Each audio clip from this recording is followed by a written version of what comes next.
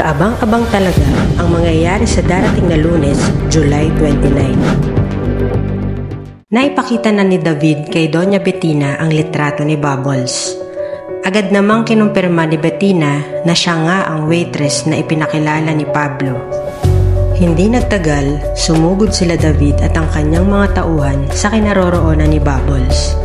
Wala doon si Bubbles, kaya galit na galit si David na tinutukan ng baril sila Jelly, kaibigan ni Bubbles, at ang pamilya nito.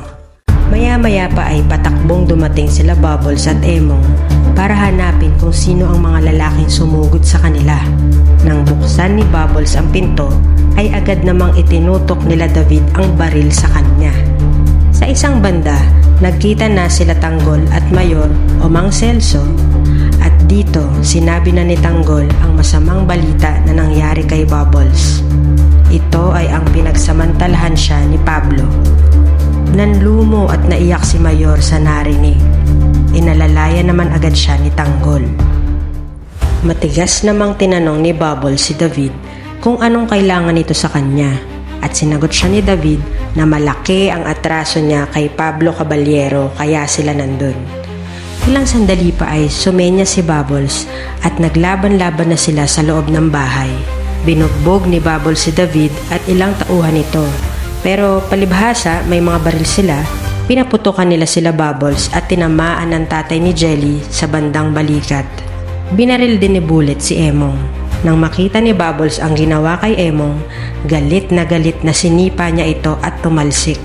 Ngunit nakatayo si David, dinampot ang baril at agad na binaril si Bubbles.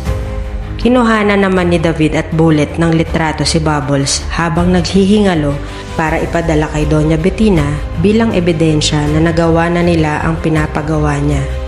Maya-maya pa ay parating na sila Tanggol at Mayor sa bahay nila Jelly. Ngunit nang makita nilang nagkakagulo ang mga tao, tumakbo na sila papunta doon. Nadatnan nila si Bubbles na may tama ng baril sa kaliwang bahagi ng kanyang tiyan. Sinabi naman ni Emong kay Tanggol na hindi pa nakakalayo ang mga bumaril sa kanila.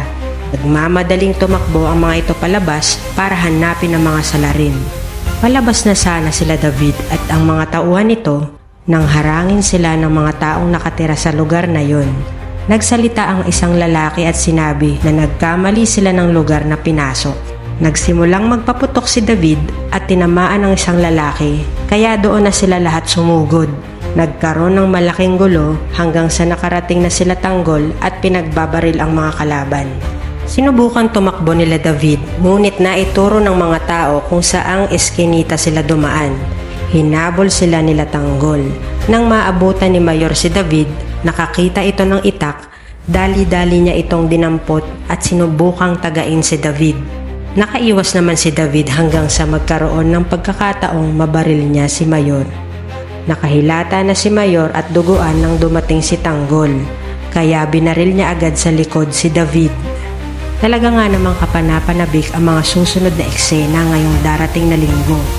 Mukhang hindi alam ni Tanggol na si David ang nabaril niya dahil nakatalikod ito. Sino nga kaya ang mawawala sa tatlo? Si Rigor, David, o si Bubbles na napabalitang aalis na sa Batang Quiapo? Abangan!